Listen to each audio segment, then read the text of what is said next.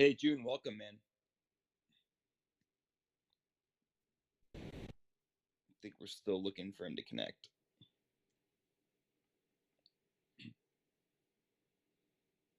Juan, can you hear me?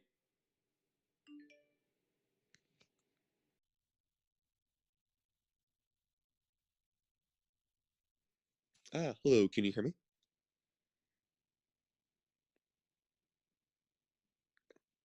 Hello, can you hear me? Hey, man, I can hear you. Can you hear me? Yep. Yes, awesome. Sweet. Super sorry about that. Quite some internet issues this morning, but appreciate the patience. Yeah, no worries at all. And so I'm a bit confused. I have you as June on Telegram and then Juan on your Twitter. Which one do you prefer? Either's fine. June. My nickname, I guess, across a lot of the forums and discords is Juanbug, but yeah, my name's June. Okay, awesome. And so, audience members, good afternoon or good morning, good evening, wherever you are. We have June of the Penn Blockchain Group here on the Twitter Space today to talk about. Well, you're about to find out. But before we get started, June, do you want to give us a quick background of yourself, um, your kind of career path, and also how you found yourself working with blockchain and crypto technology? Sure. So, I think from my side, it's sort of funny, but maybe around 2 years or so ago, I was, a freshman in college, was doing sort of a, like a small private equity internship over the summer. Didn't really have, wasn't really too interested. Was a big poker player, and so I was watching a bunch of poker videos at work. Right, I just like minimize like some videos, listen to some poker strategy, whatnot. And one time I was, listening to a video, and my boss walked up and was asking me to do some things. And so while I was doing that, right, I was letting a video run in the background, and I think the next video that auto played was like a Uniswap LP video. um, you know Sort of got interested with that. It was pretty cool, and eventually just uh, did more and more through then. That was, I think, around DeFi summer, so it was, I guess, a lucky time to sort of get started. um, since then, sort of just been started off as a pretty degen yield farmer and whatnot. Um, and I think, made the rounds, uh, going through, I think, initially a small crypto like hedge fund, VC, doing some V work. And I think, the last maybe 2 years or so, it's sort of just been me exploring, ideally what I sort of, enjoy, and maybe what I'm sort of good at niche wise in crypto. Maybe half a year or so ago, maybe a year to half a year or so ago, I started doing a lot of governance work. Really enjoyed it, and sort of, I think currently today is sort of where I'd say maybe my passions per se lie.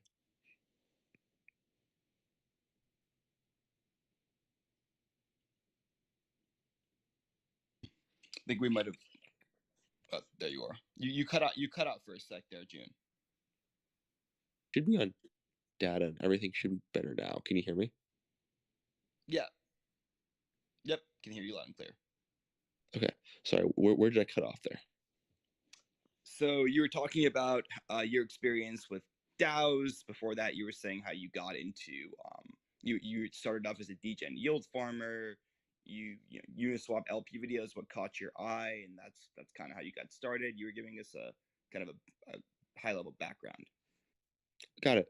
Yeah. I mean, I guess all I cut out there was just that in the last half a year or so, got super interested in governance. And maybe, that's probably where I'd say my current passions per se are.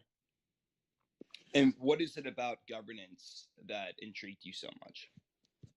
Yeah, I mean, I think it's very directly. I always said I'd go into like private equity or IB, until I found something I was truly passionate about, and before crypto came along, right?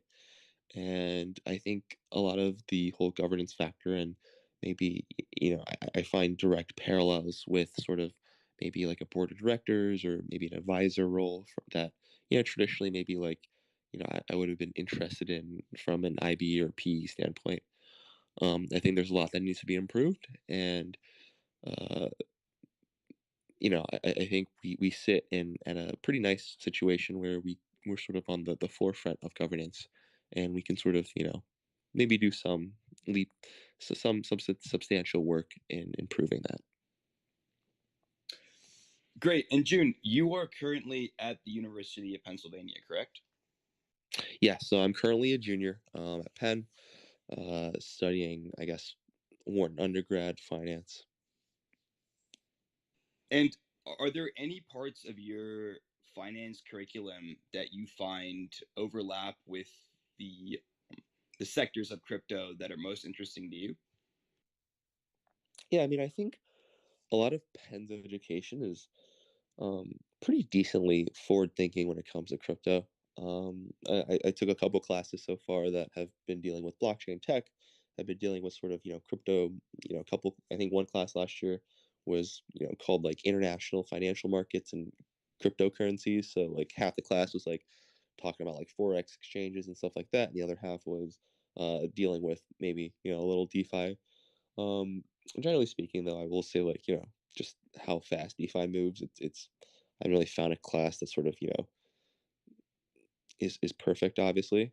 But there's probably been around like maybe almost 10 classes or now so that are dealing with blockchain tech or crypto in some way. I know some of the more interesting, maybe exec MBA classes or MBA classes.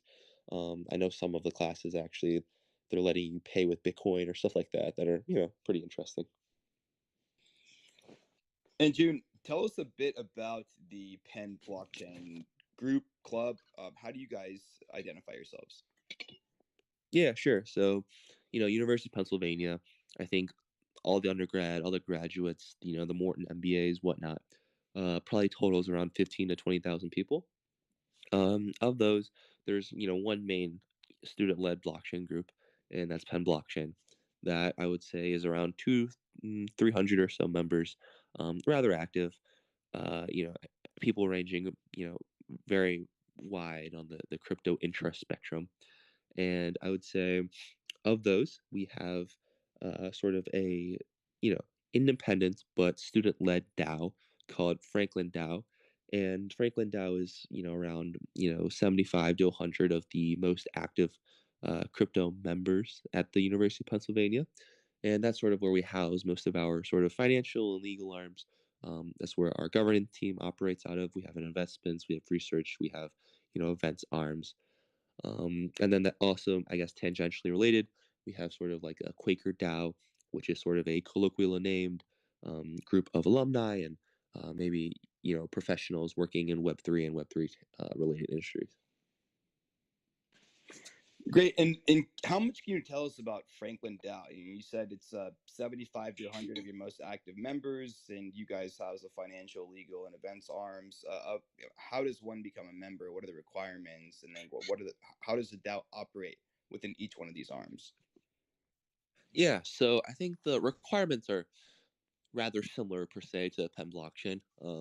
Be an active member, or maybe I think it allows for students who are taking maybe gaps or maybe are graduated to sort of be involved in the Penn crypto environment still. Um, I would say, we almost sort of, you can call it internally recruit from Penn blockchain. And, most of the people who, you'd expect to be active and sort of are known to be active in the Penn blockchain ecosystem or Penn blockchain club are, also naturally active in Franklin DAO as well.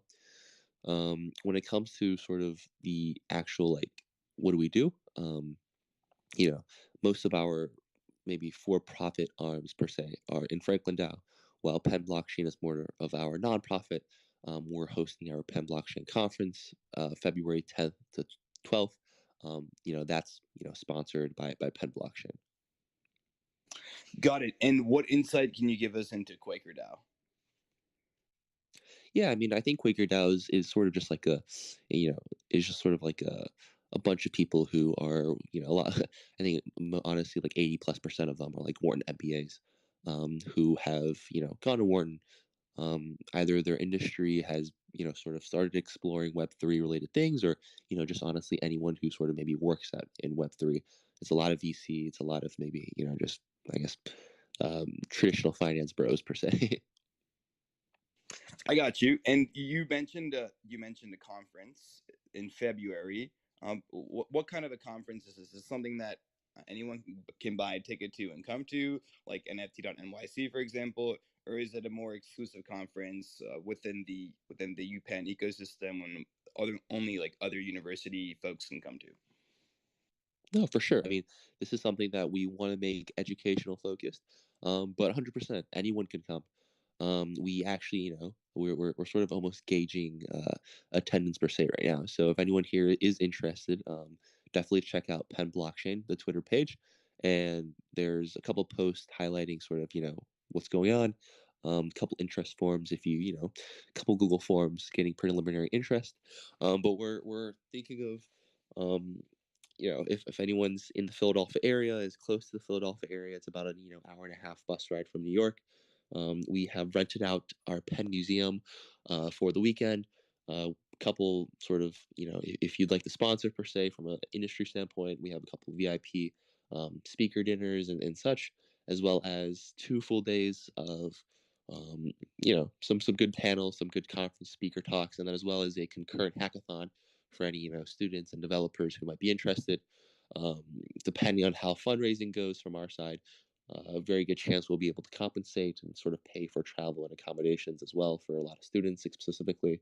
But 100%, anyone who's interested should definitely. We would love for you to come.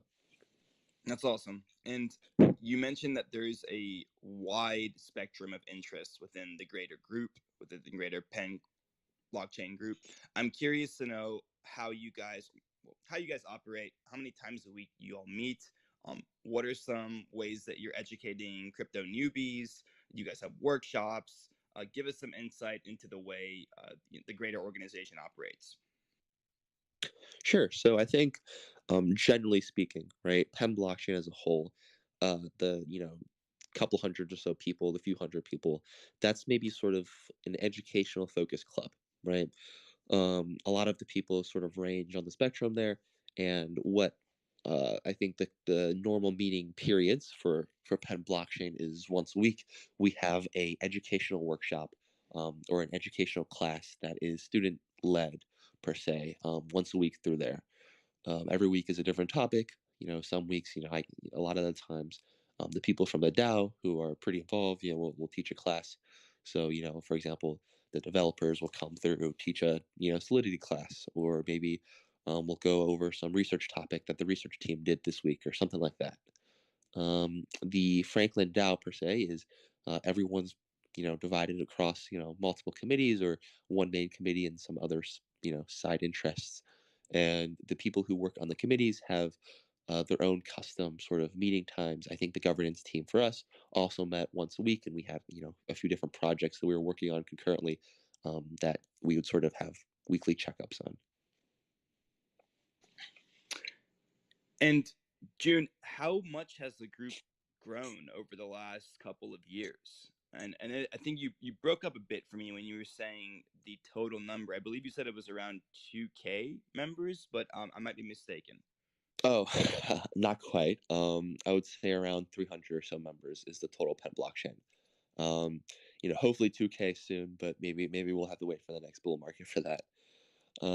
So I would say some background is the Penn blockchain group initially started as I think like the Penn Bitcoin interest group or something like that, maybe six years ago. Around 4 years ago, during like the bear market cycle, the Bitcoin interest group pretty much died down, and it was around sort of my freshman, maybe my senior year of high school, going into freshman year, that the Penn blockchain club we see today was sort of revitalized. I got pretty involved actually, late in my freshman year, and um, I think saw it grow from around 50 or so members to what, 6 times the size right now today. In June, in this bear market, obviously it's not the same as the entire market isn't the same as it was 4 years ago.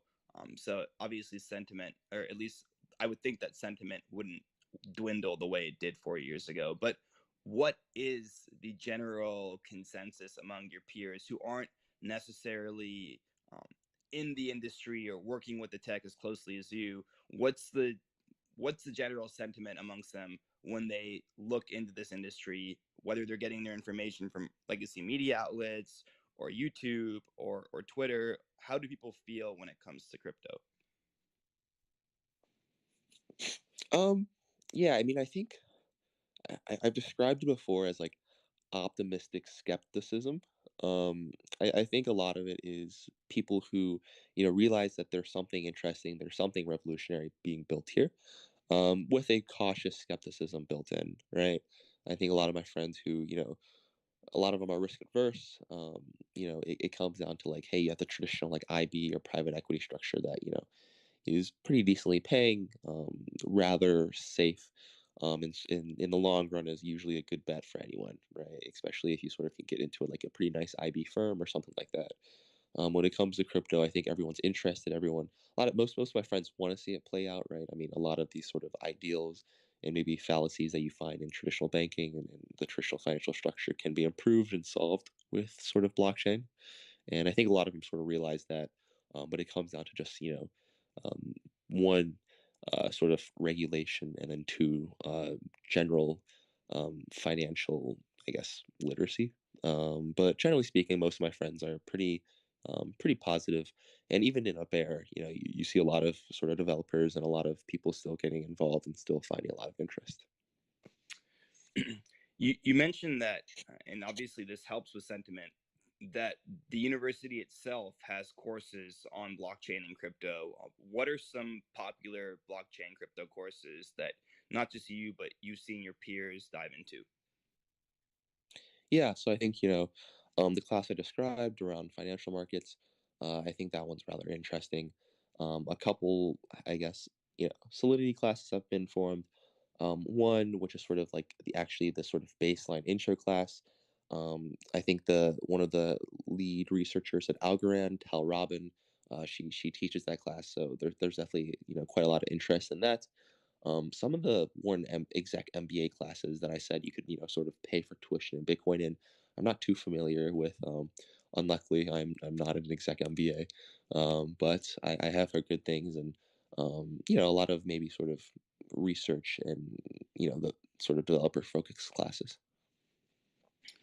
June, if there's one thing that you could convey or drive home to your fellow peers to help them really get on board with this tech and this industry, what would it be? Like, let's say I'm one of your peers and I'm kind of on the fence. Like, how would you bring me over?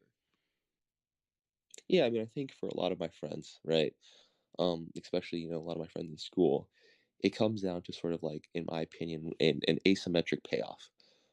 Yes, you're taking on more risk, but I think one, um, a lot, oftentimes, right, a lot of my friends are rather risk averse, and they'll settle down 100% for maybe the 100,000 or $200,000 paying job versus taking like a 20% shot at 10 million.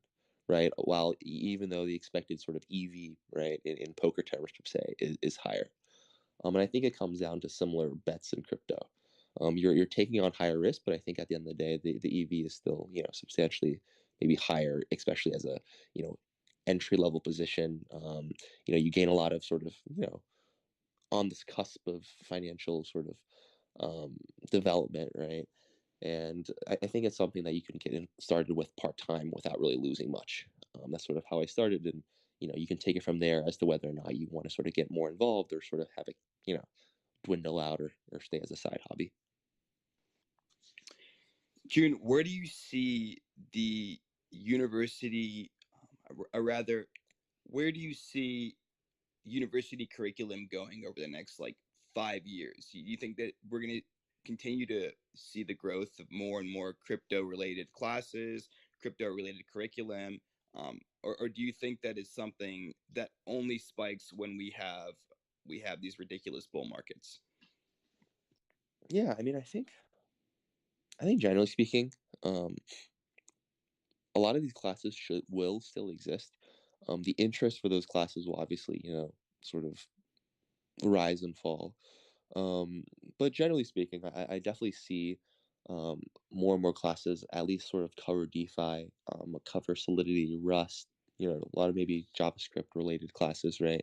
in as new maybe um, programming languages come out, right? Like Cairo or I guess just a lot of these come out throughout the next or X amount of years. I definitely see maybe niche classes for maybe master students or stuff like that that cover those languages. Um, as when it comes to sort of DeFi, right, or anything in that sense, I think a lot of maybe traditional banking classes or traditional financial classes will start getting into sort of the Harvard Business Review cases that are, the FTX case or the Luna case and stuff like that. So I think definitely exposure as a whole will be, greatly widened in the next couple of years. You're in your junior year right now, so senior year, and then you're going to be on the market for a job. What is your dream job coming out of college? Yeah, I mean, I think from my side, right, I have really enjoyed VC and I've really enjoyed working at DAOs and governance. So I think, for me, it comes down to just sort of, I'm playing it by ear. I think I'm in lucky enough where I met a great number of people who have, opened the door of, opportunities as well as sort of taught me a lot.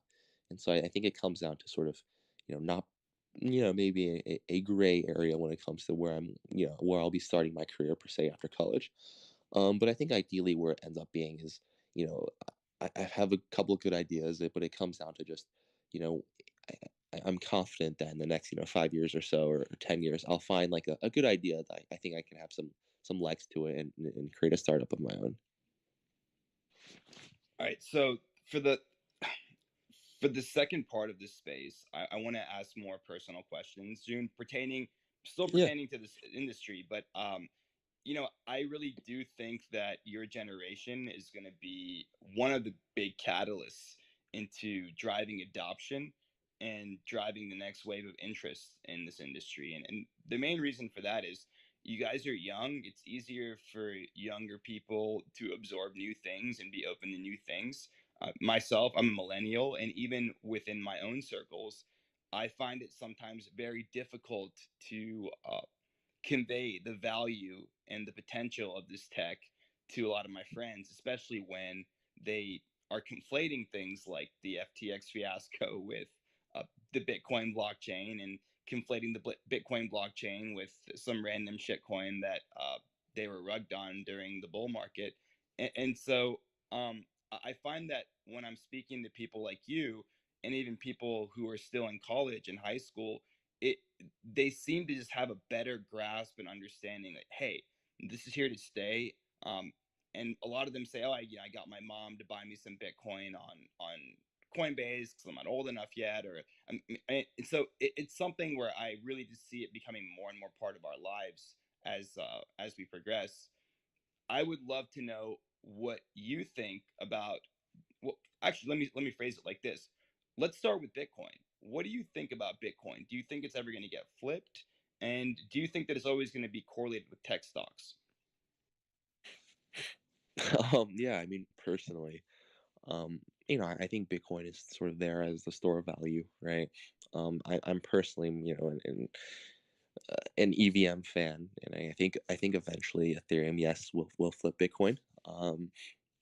When it comes to sort of correlation between Bitcoin and as you said, tech stocks, um, I don't know. I think the last few years has sort of taught me to sort of not really, I'm not a financial planner, and I think it comes down to the point where I realize that a lot of my sort of general maybe stock movement and crypto movement predictions have been just sort of completely shot out of the water. So I frankly I generally have no strong opinions either way regarding that. um I will say the one thing I am pretty strong about is I do think Ethereum will eventually someday overtake Bitcoin. Yeah, for sure. And as we always say on these broadcasts, nothing is meant to be taken as financial advice. I've been wrong many times as well about many calls, and we're just enthusiasts speculating. And I think it's really interesting to hear what other folks believe is going to happen, or think is going to happen, or are predicting is going to happen within the next like 3 to 10 years. The space moves fast, so you never know. That said, you seem to like the EVM and you seem to like Ethereum. Do you believe the merge was the right decision? Yeah, I mean, I think transitioning to officially proof of stake, I think was is a good step. Um, Even from just like a PR standpoint, right? When it comes to sort of the energy consumptions and all that sort of stuff. Uh, I think the merge as a whole went rather successfully. Obviously from my side, or not obviously, but I will say, personally from my side, I had a decent amount of ETH calls that didn't really play out the most well, right? But generally speaking, I think it's for sure a good step in the future. Mhm. And after everything that's happened, June, what are your thoughts on centralized exchanges? Do you think they still have a place in the industry, or do you think that eventually DeFi is going to become so well built and so advanced that it's going to push out, for the most part, all centralized entities? Yeah, I mean, I think ideally that's the case, right? But I think in today's sort of crypto world, sexes have a strong position in the market, and that's sort of onboarding, you know, easily onboarding a lot of people who maybe aren't, the most crypto native, right? And everyone starts off as not the most crypto native. I started off maybe like my honestly like my first crypto experience was like 6 years or 7 years ago when like Coinbase Pro or whatever it's called now. Like Coinbase One was once called Coinbase Pro, which was once called like GDAX, right? So back in the GDAX days, I was like messing around with a couple $100 of like Bitcoin, just sort of trying to understand what it was. Maybe pretending like I was a cool day trader or anything like that, right?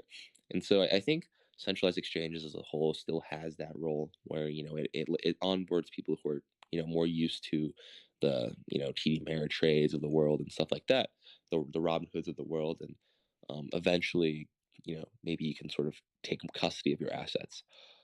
As opposed when it comes to like regulation, right? I think that's sort of the my personal opinion on where things should go, right?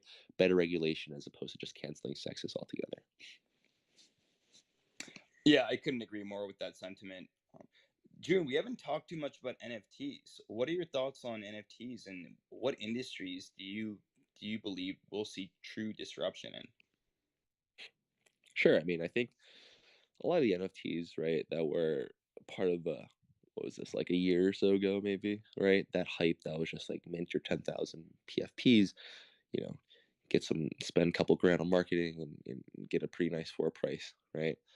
I think a lot of that, thankfully, in my opinion, has fallen down. And um, I haven't really honestly been the most bullish on NFTs in the past.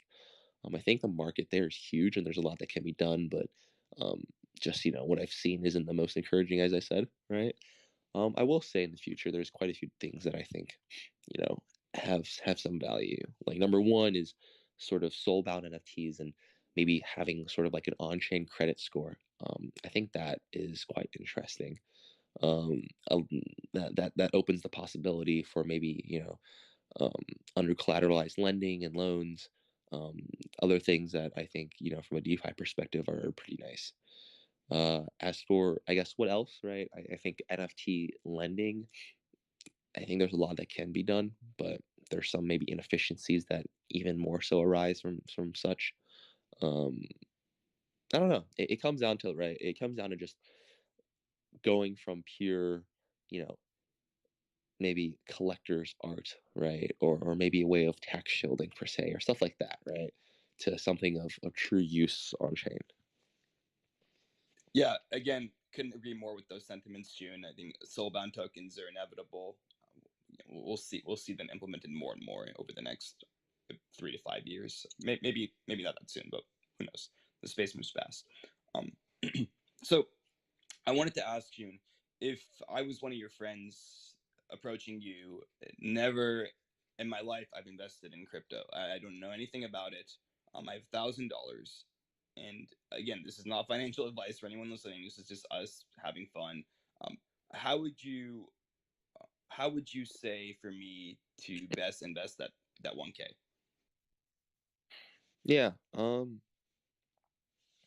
I mean, I think starting off, you've never gotten into crypto.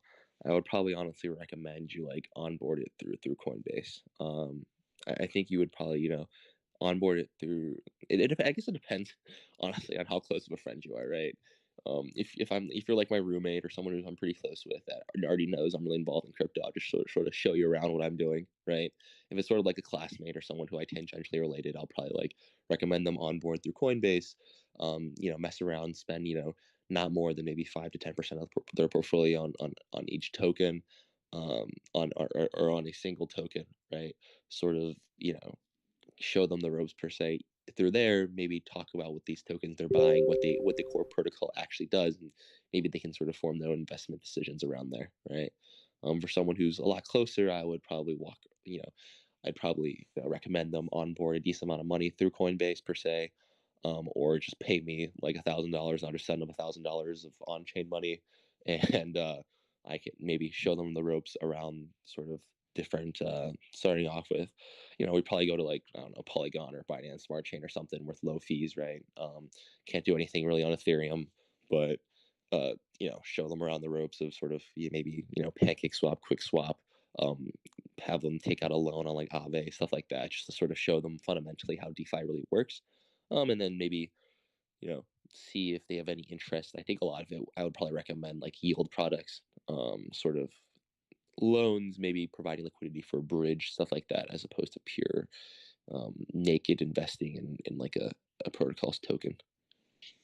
Right. You'd want them to get involved and actually get their hands a bit dirty and learn how this stuff works rather than just buying assets and holding. Although that's not a bad decision as well.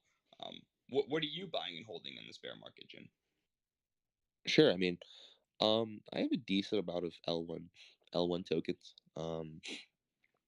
I'm positioned, I guess, for some I mean, I have a decent amount of actual like perps and calls open, through, I guess, either some on KuCoin, a lot of DYDX. I think when it comes to general, just straight up like DeFi protocol tokens, I have a few that I have either worked at or have am pretty fond of the teams. Actually, a lot of those are sort of the governance protocols that our team works on at Penn Blockchain, and so I think a lot of those tokens I think have some pretty good upside. Awesome. And if there's one thing that, bringing it back to Penn Blockchain, if there's one thing that you would like to see happen differently or integrated into what you guys are already doing, what would that be? That's a good question. Um, I think integration wise, right, from for Penn Blockchain, would love to sort of we have a lot of connections, and but that's one of those games where we always want more. I think from our side, right, I lead a governance team, so a lot of my maybe experiences are more so governance related. But I think we'd love to sort of get more involved with more protocols, whether that's just purely connections or maybe different ways we can be delegates for different protocols. There's just so much cool stuff out there that I think um, bandwidth permitting, we'd love to get more and more involved. And for those that might want to, for those that might want to sponsor or get involved more than just attending one of these conferences that you mentioned, I think you mentioned in February, how would they go about doing that? Let's say that they want to actually help you guys put on a show rather than be attendees. Yeah, so 100%, I'd say just the first step is reach out to the Penn Blockchain account, reach out to me. I'm classic teenager or such vibes where I'm always on my phone. So definitely just reach out. I'll respond within the day, and we can just set up a call regarding sort of customized packages or a customized sponsorship. We've done anything really, a wide variety of things in the past. Right now, we're fundraising a lot for our hackathon and our Penn Blockchain conference. So maybe you'd like to sponsor like a hackathon track, or maybe you'd like to sponsor sort of a speaker panel or something that maybe give a talk per se at our conference. We have a whole sponsorship package that our events team has put together, and sort of given down sort of the benefits and such of each sponsorship. As for maybe semester long sponsorships or other sponsorships that aren't dealing with the conference, just reach out. Happy to talk about anything. That's awesome. And do you guys work with neighboring universities and institutions, or is it strictly within the Penn ecosystem? We have worked together in the past before, and it's something that we want to do more and more so in the future. I think a lot of the environments and a lot of the stuff we do work on, it should be collaborative in nature. And I think getting together with a lot of the other pretty well-known student clubs and other student clubs we see doing a lot of great work is something we want to do more and more so in the future. And June, we're heading towards the end of the AMA here, but I wanted to again ask some more one-on-one questions. What do you think? I mean, I've mentioned earlier that I think one of the next, obviously, education is huge, but what do you think the next big catalyst is going to be in with respect to big waves of money and adoption and interest flowing into this industry? Yeah, I mean, I think so. I started off as sort of like a DeFi degen, right? And I think there's a lot of maybe benefits that the traditional or like the normal sort of degen enjoys, right? But I think after the last 2 years and a lot of sort of just crappy things happening, right? I think it's really hard from an institutional perspective to sort of give that appeal, right? To sort of attract that person. And so I think one, it's just a waiting game as we see sort of more and more financial and maybe honestly just like legal jurisdiction being built. And it comes down, in my opinion, to just sort of how do you have sufficient oversight that institutional money is comfortable coming in while also sort of not losing a lot of the ideals that sort of I enjoyed when I first joined. Yeah, it makes sense. Um, and obviously, you being closer to high school than a lot of, I mean, myself and a lot of listeners, how has sentiment and education been like on the high school level? Are you starting, or you know, I don't know if you have siblings or if you have any friends that are still in high school, people that you grew up with, but are you starting to see the framework for blockchain and crypto education be integrated and implemented in high schools, local high schools that you are familiar with? Honestly, from a high school perspective, I'm not too involved, right? Like I got into crypto sort of going into college. I would say, generally speaking, not too much, I think, is being done in high schools. I think I'm sure there's schools out there with like maybe crypto interest groups and stuff like that. But I will say one of the beauties, right, is I think a lot more people know about crypto in high school than investment banking or private equity. Um, you know, Going into school, I had no real idea what like in banking was, or had a very tangential idea of what private equity was, and PE and IB was just sort of buzzwords, right? While I think nowadays everyone in high school sort of definitely has heard of crypto in some way, and um, maybe has their own formed opinions on them.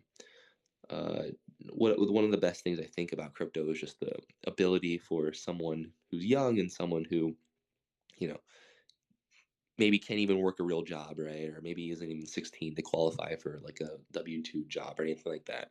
To sort of get involved with sort of some financial and some job, and it comes down to just like pure skill, right? Like I mean, no one here knows how no one here looks, for all intents and purposes, you could be like 13 or 14, right? And at the end of the day, if it purely focuses on output, or it heavily focuses on output and your ability, which I'm a huge fan of. Yeah, it's a cool perspective. I actually never thought about that. No one knows what anyone looks like, and so I mean, you can be anyone. It really just comes down to there's less bias, I guess, in many ways because it really comes down to the value you provide and your skills. Really interesting point, man. I actually had not. I mean, it's obvious, but I had not wrapped my head around it before. Um, okay, so June, before I come in with some closing questions. Is there anything that excites you that we haven't talked about, or any questions that I haven't asked about the about Penn blockchain or University of Pennsylvania as a whole that you'd like to share with us?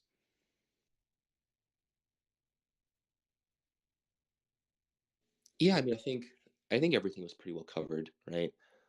From my side, like what excites me, big governance fan in the sense of sort of on-chain governance, whether it's sort of DAO governance or sort of the framework around sort of maybe even building up a DAO and internal governance. A lot of that stuff is pretty interesting to me. But I think generally speaking, yeah, this was a pretty good 45 minutes, pretty comprehensive in my opinion. For sure, man. And we did talk about where you see, or rather, how you guys utilize DAOs within your organization. Follow up question to that: what are some, and because I find that, or at least I found that during the bull market, it, DAOs, we were super saturated with DAOs. People were trying to turn things into DAOs that didn't need to be turned into DAOs, and sometimes I think that going the DAO route isn't the right way. But what are some industries and institutions that you think are going to be disrupted by DAOs that need DAOs? No, actually, this is a good point. I think when it comes to a lot of, uh, I think from one the DeFi side, right? I think more and more will become DAOs just from a regulation standpoint.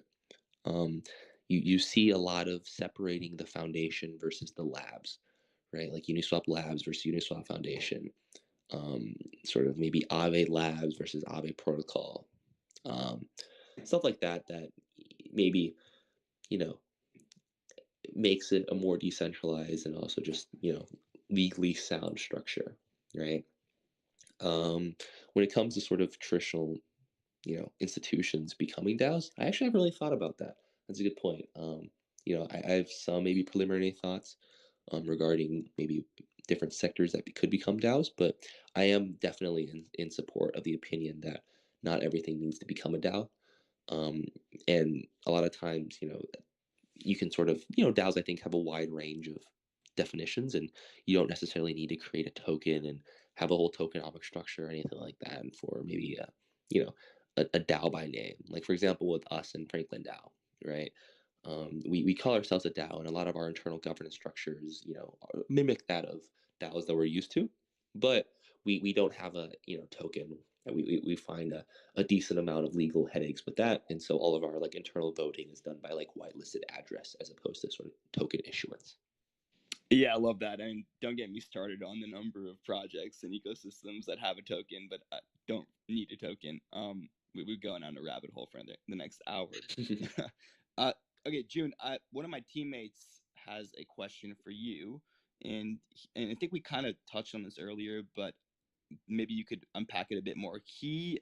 So he wanted to know what you think the net. So I don't mind. What do you think of blockchain and the next gen? So he wants to know what you think the next generation of blockchain and blockchain associated technologies being taught as exclusive subjects in high schools and colleges would be. And we can talk about colleges. We can focus on colleges since that's kind of the um that's kind of where you're at right now. Sure. I think there's two areas, right? There's the development side, and then there's the financial side. I think I'm in business school, so I'm used to the financial side more. But I think there will be quite a decent amount of DeFi related classes in the future. Whether it's sort of talking about generalized money markets, how centralized versus decentralized exchanges work, stuff like that. I think there'll be more and more so emphasis in that, and I think maybe even less so of like you know custom classes, right? Because I think at the end of the day, there's enough stuff to be taught about. There's not too much stuff to be taught that I think couldn't um, just be part of the traditional curriculum. Like while I'm learning about capital markets in a traditional structure, having like a unit or two regarding decentralized exchanges and money markets like Aave and such, right?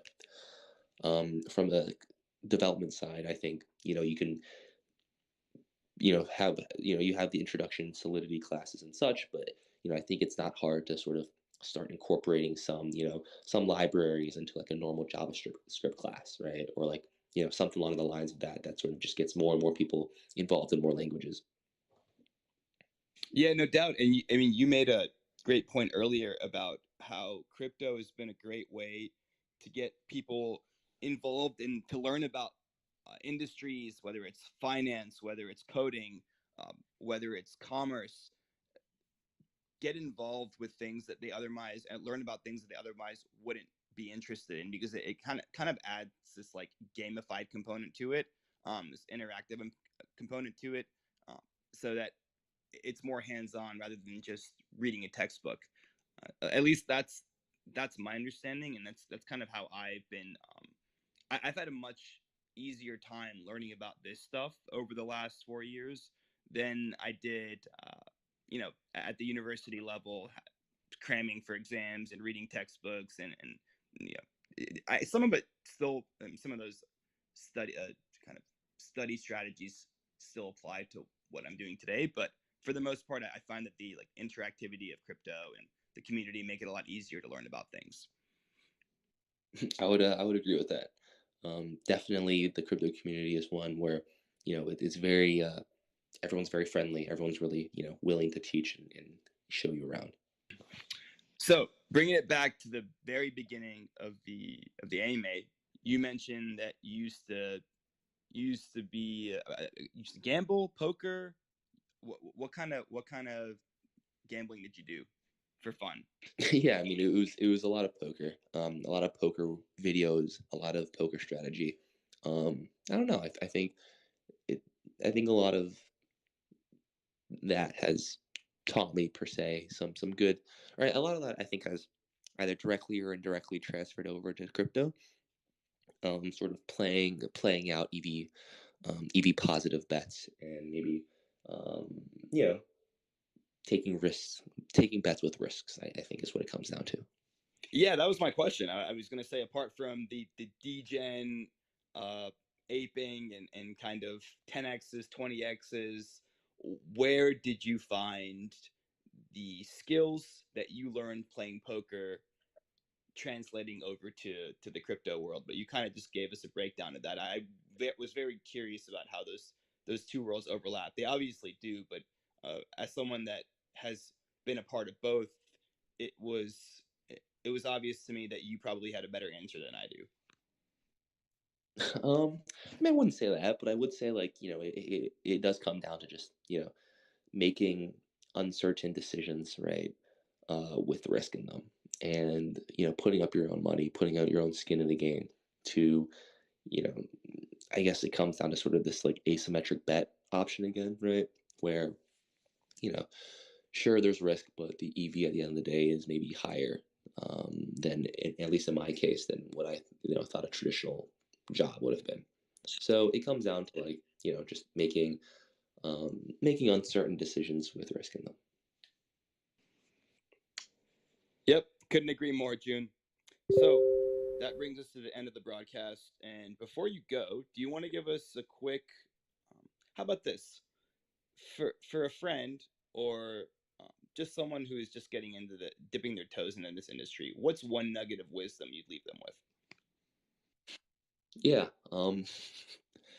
I think for someone who's looking to get in, don't overinvest is what I would say. I would say do your research, and I would say do your research. Don't just start aping right away, but put up some money. So I think at least for me personally, when I really got involved was when I put some of my money in. It was just a couple $100, but just mentally, it made me be a lot more proactive, made me focus a lot more. So finding that happy medium where I would recommend starting off with maybe just a couple $100, right? Maybe up to 1,000, to the point where you can have skin in the game, but you're not being stressed out when Ethereum falls 30% in a day. You got to have skin in the game, otherwise there's no incentive to learn, in my opinion. I mean, I found that the times where, whether it was learning how to provide liquidity, whether it was learning how to stake, regardless of what it was, I was more willing to put in the effort to learn how this stuff works rather than when I'm just sitting on the sidelines as an enthusiast. but you also don't want to ape everything in at once because these are volatile markets and it could work in your favor, but sometimes it doesn't. So, great nugget of wisdom, June. It's been a pleasure having you on, man. Thank you so much. I think the community enjoyed it, and I'm looking forward to working with you in the future. Awesome. Yeah. I guess really appreciate you having me on here. Thank you so much for your time. This was a really good, nice Twitter space. Yeah, man. Take care. Take care. Have a great day, everyone. Whale Coin Talk community, thank you for joining. Remember that everything you hear on this broadcast is for educational purposes only. That was June of the Penn Blockchain organization at University of Pennsylvania. My name is Noah, signing out. Take care.